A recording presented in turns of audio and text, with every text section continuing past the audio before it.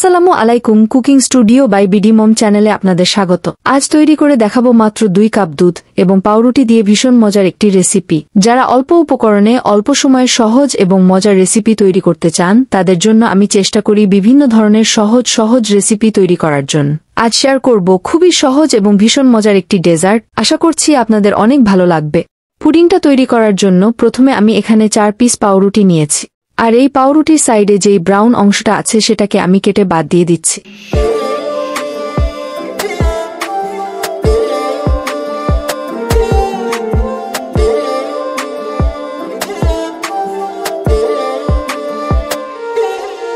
সাইডের ব্রাউন অংশগুলোকে কেটে নেওয়ার পরে এগুলোকে আমি ছোট ছোট পিসেস করে কেটে নিয়েছি। এখন একটা ব্লেন্ডার জারের মধ্যে নিয়ে নিচ্ছি, আর সাথে দিয়ে দিচ্ছি 1/2 কাপ তরল দুধ। এখন এটাকে খুব ভালোভাবে ব্লেন্ড করে নিব যাতে এটা একদম স্মুথ হয়ে যায়। এখন অন্য একটা পাত্রে নিয়ে নিচ্ছি 3.5 কাপ মতো তরল দুধ।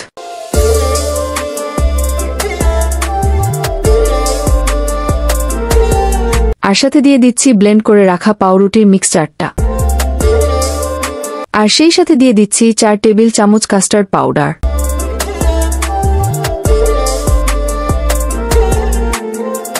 চিনি দিয়ে দিলাম 1/3 কাপ, তার সাথে 1 চা চামচ পরিমাণ আগার আগার পাউডার আর 1 চিমটি লবণ। এখন সবকিছু খুব ভালোভাবে মিক্স করে নিব।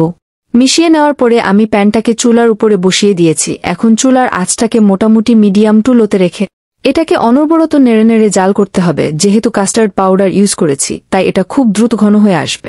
পাউরুটির এই পুডিংটা তৈরি হতে কিন্তু একদমই সময় লাগে না। চুলায় দিতে দিতে দেখবেন এটা ঘন হতে শুরু করেছে। আমি এটাকে 4 থেকে 5 মিনিট মতো জাল করে নিয়েছি। দেখে নিশ্চয়ই বুঝতে পারছেন এই মিশ্রণটা কিন্তু একদম ঘন হয়ে এসেছে।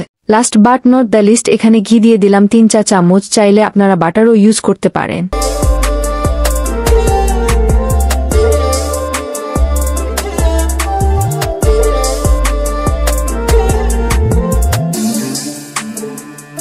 আমি দেখিয়ে দিচ্ছি আমার পুডিং এর মিশ্রণটা কিন্তু একদম তৈরি হয়ে গিয়েছে। এটাকে এর থেকে বেশি ঘন করার প্রয়োজন নেই। এখন এটাকে আমি চুলা থেকে নামিয়ে নিচ্ছি, আর যে পাত্রে পুডিংটা সেট করব সেটাতে কিছুটা ঘি ব্রাশ করে দিচ্ছি। এর ফলে এটা মোল্ড আউট করতে ইজি হবে। এখন মিশ্রণটা গরম থাকা অবস্থায় সাথে সাথে ঢেলে নিচ্ছি। সম্পূর্ণ মিশ্রণটা ঢেলে নিয়েছি এবং উপরে পার্টটা স্প্যাচুলা দিয়ে সমান করে দিয়েছি। পুডিংটা মোটামুটি ঠান্ডা হওয়ার পরে আমি এটাকে ফ্রিজের নরমাল চেম্বারে রেখে দিব 2 ঘন্টার জন্য। ফ্রিজে না রাখলেও পুডিংটা সেট হয়ে যাবে, তবে ঠান্ডা ঠান্ডা সার্ভ করলে এটা অনেক বেশি ভালো লাগে। 2 ঘন্টা পর আমি এটাকে ফ্রিজ থেকে বের করে নিয়ে এসেছি। এখন এটাকে সার্ভ করব। পুডিংটা দেখতে যেমন সুন্দর, খেতেও অনেক বেশি মজার এবং creamy. So here you go my easiest and yummy bread pudding recipe ready to serve. Just for garnishing আমি এখানে কাঠবাদাম কুচি ব্যবহার করেছি। আপনারা চাইলে এটা এমনিতেই সার্ভ করতে পারেন।